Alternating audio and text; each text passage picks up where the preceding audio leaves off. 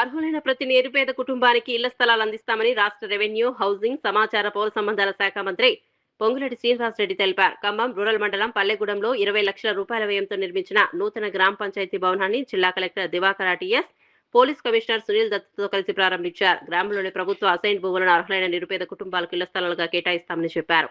పల్లెగూడెం సమగ్ర అభివృద్ధికి 61.76 కోట్ల రూపాయలతో వివిధ అభివృద్ధి పనులు చేపడుతున్నట్లు తెలిపారు. ఇప్పటికే 50 లక్షల రూపాయలతో సీసీ రోడ్ల నిర్మాణం పూర్తయిందని చెప్పారు. గొల్లగూడెం నుంచి పల్లెగూడెం మధ్య ఎన్ఎస్పీ కాల్వగట్టుపై 5.80 కోట్ల రూపాయలతో మోడల్ సీసీ రోడ్లు పనులు కొనసాగుతున్నాయని తెలిపారు. సర్పంచ్ గారికి, ఉప సర్పంచ్ గారికి స్వాగతం, సుస్వాగతం.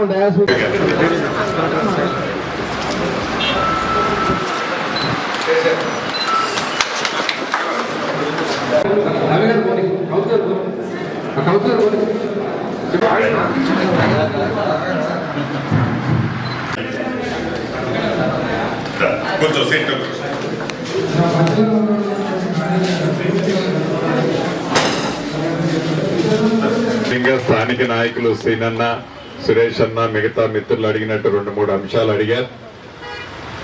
ఈ గ్రామ పంచాయతీకి ఆర్థిక వనరులు లేవని, దాంతో కొంచెం ఇబ్బంది పడుతున్నామని, అదే రకంగా ఒక బిల్డింగ్, అంగన్వాడీ బిల్డింగ్ కావాలని శాంక్షన్ అయ్యింది, దానికి స్థలం కావాలని తప్పకుండా అవి కూడా ఇస్తూ, భవిష్యత్తులో ఈ పల్లెగూడెం గ్రామానికి ఇప్పటి వరకు ఈ పల్లెగూడెం స్థానికంగానే సిమెంట్ రోడ్ల కోసం నాకు తెలిసి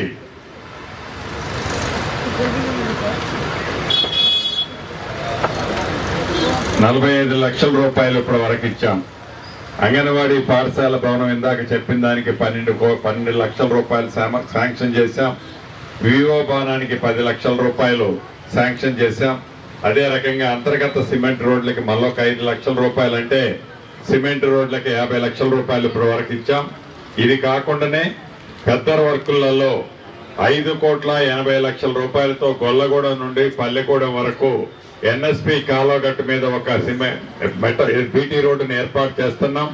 అదే రకంగా పల్లెగూడెం నుండి ఓయా తీర్థాల, పోలేపల్లి, గొల్లపాడు మీదుగా మంగళగూడెం వరకు 55 కోట్ల రూపాయలతో ఈ రోడ్డును కూడా పనులు యుద్ధ ప్రాతిపదిక మీద జరుగుతున్నాయి. ఈ గడిచిన 2.5 సంవత్సరాల్లో మన పల్లెగూడెం లోకల్ కానీ, దీనికి సంబంధించిన రోడ్లు కానీ 61,76,00,000 రూపాయలు వివిధ రూపంలో ఇక్కడ శాంక్షన్ చేసుకున్నాం.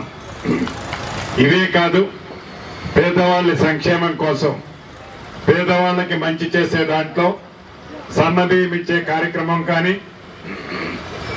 అదే రకంగా రేషన్ కార్డులు కానీ, అదే రకంగా ఆడబిడ్డల ఆర్టీసీ బస్సులో ఉచిత బస్సు సౌకర్యం కానీ, 200 యూనిట్ల ఉచిత కరెంటు కానీ, రైతన్నలకు రైతు భరోసా, రుణమాఫీ, 500 రూపాయలు సన్నవడ్లకి బోనసులు కానీ, ఇలా ప్రతి వర్గాన్ని ఈ ప్రభుత్వ పేదవాళ్ళకి, ఎవరైతే అర్హులైన వయోవృద్ధులకి, వితంతువులకి, ఇతరత్ర కూడా పెన్షన్ అప్లై చేసుకోమని చెప్పాం.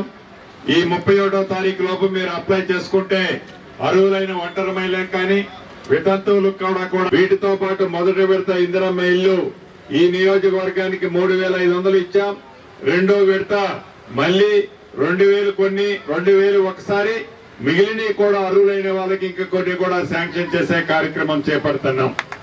దీని అంతటికీ కారణం ఒక్కటే, మీ దీవెనలతో ప్రజా ప్రభుత్వం కావాలని, మంచి జరుగుద్దని పూర్తి నమ్మకం, విశ్వాసంతో ఆనాడు మీరు మంచి మనసుతో ఆశీర్వదించి దీవించారు. మీ నమ్మకాన్ని ఈ ప్రభుత్వం ఎప్పుడూ వమ్ము చేయదు. ప్రతి పేదవాడికి సంక్షేమ కార్యక్రమాలు అందిస్తుంది. అదే రకంగా ఇళ్ల స్థలాల సమస్య ఎన్నికలప్పుడు చెప్పాను, ఇప్పుడు చెప్తున్నాను. అర్హులైన వాళ్ళు ఎవరైతే ఉన్నారో వీలైనంత తొందరలో వాళ్ళకు కూడా ఇళ్ల స్థలాలు ఇచ్చే బాధ్యత కూడా శాఖ మంత్రిగా నాదే. వాటిని కూడా వీలైనంత తొందరలో ఇప్పించే కార్యక్రమాన్ని గౌరవ కలెక్టర్ గారు ఎక్కడైతే ల్యాండ్ అలైన్మెంట్ ఉందో, అసైన్ ల్యాండ్ ఉందో ఒకసారి వెరిఫై చేయండి. చేసి మనం గతంలో అనుకున్నట్టు కబ్జాలకు గురైన భూమి ఏదైనా ఉన్నా కూడా బయటకు తీయండి.